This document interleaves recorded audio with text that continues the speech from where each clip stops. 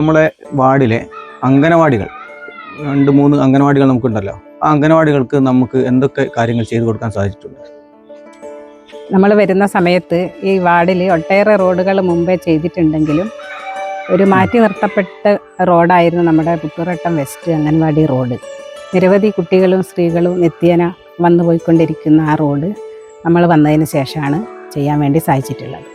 അതുപോലെ തന്നെ കോക്കല്ലൂർ അംഗൻവാടി പുതിയ കെട്ടിടം, നേരത്തെ കെട്ടിടം പൊളിച്ചു മാറ്റി പുതിയ കെട്ടിടം ജില്ലാ പഞ്ചായത്തിൻ്റെയും അതുപോലെ തന്നെ ബ്ലോക്ക് പഞ്ചായത്തിൻ്റെയും ബാലുശ്ശേരി പഞ്ചായത്തിൻ്റെയും കൂടെ 22 ലക്ഷം രൂപ വകയിരുത്തി. ആ സമയത്താണ് അതിൻ്റെ ചുറ്റുമതിൽ തകർന്ന്, അപ്പോൾ അതിന് വീണ്ടും പഞ്ചായത്ത് 10 ലക്ഷം രൂപ വകയിരുത്തി അത് ഉദ്ഘാടനം നടത്താൻ വേണ്ടി നമുക്ക് സാധിച്ചു.